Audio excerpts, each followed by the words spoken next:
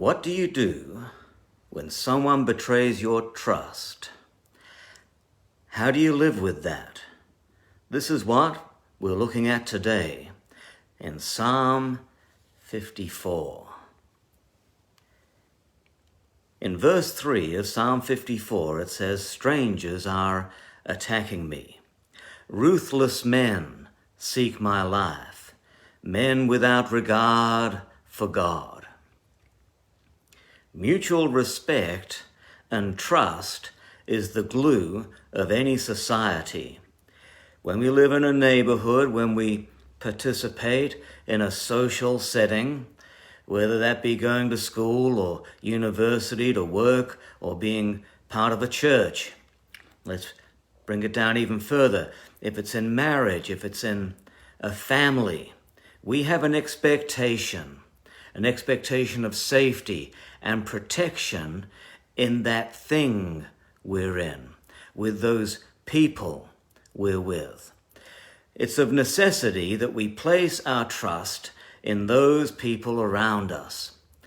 When security is breached, broken trust causes our confidence to crash, and we become suspicious and distrustful and even cynical of the world and of life in general. Then we live with a conundrum, needing relationships because that's how we've been made. We need relationships. We need to be a functioning part of society, yet we live with a distrust of those that our needs are driving us to commit to. David found himself in exactly this situation.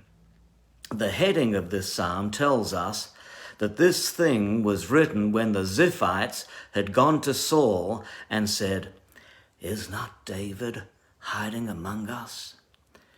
Beware the Ziphites. Look out for the Ziphites. The Ziphites are those spies who are among us. Sometimes those that we want to trust act as double agents. David had gone to them at a time when he was feeling fragile and insecure. Beware who you commit to when you're feeling insecure. Beware who you spend your time with. Misery loves company. And when you're struggling, some are drawn to you who want to commune or fellowship around your weakness. And they will sympathize and they'll take your side and lend you their ear, but they won't give you their heart. They don't have your best interest in their heart. They are spies. Often we're in a tight place and we become suspicious of those that we should be trusting, and simultaneously we trust those who we should be distrusting. We put our trust in the wrong people, people who themselves are hurt, people who themselves are cynical. And they say things that make us feel cozy. They say things that make it sound as though they understand us, that they're on our side. They see things from our point of view because they're hurting too. But they're only really in it for themselves, and they'll turn on you in the blink of an eye. Strangers are attacking me, David said. The root word for strangers, zarim, the root word for zarim is zara.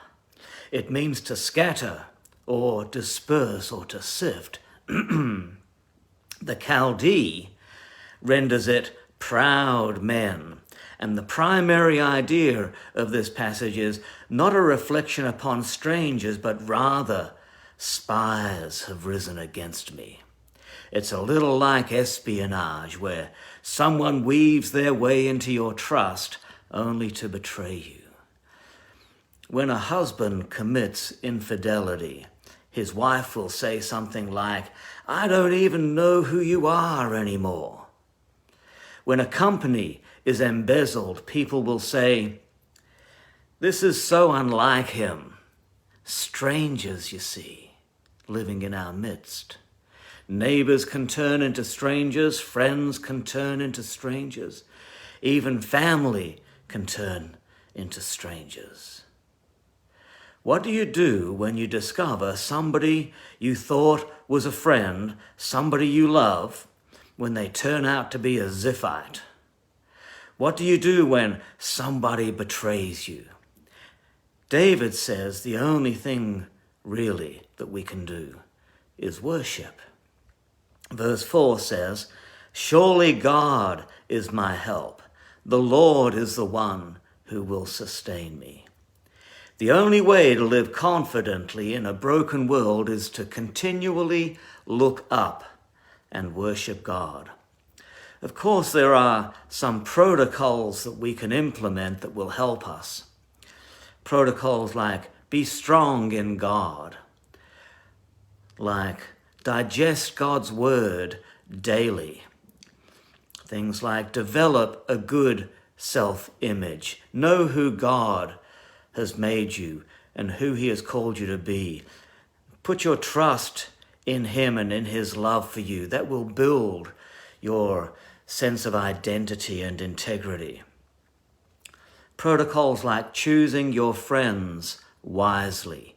You may not be able to choose your family, but you sure need to choose your friends wisely. If someone lies to you, even if it's only once, don't entrust your life to them. Protocols like always tell the truth yourself. If you indulge in lies, then you'll find it more difficult to trust those around you. And not only that, but you will find yourself more easily duped by people who are telling you lies, because like attracts like. Have good boundaries. Don't listen to gossip. Don't air your dirty laundry. Be careful who you share with. Be someone others can trust. There are many things that we can implement that will protect us from being betrayed, from receiving the sucker punch. But really, there's nothing greater that you can do than worship. Worship will sustain you through the betrayal. Worship will give you God's perception of your relationships.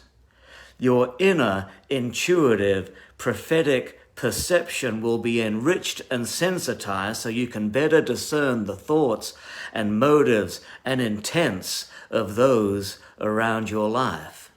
Worship enables you to unburden yourself of the shame and the conflicted emotions that run rampant whenever somebody lets you down. Worship will help you forgive. It will help you to gain God's heart and to be to others the way that God is to us. Worship is really the best thing that you can do. That's the wisdom of worship. Yes, right there, right there.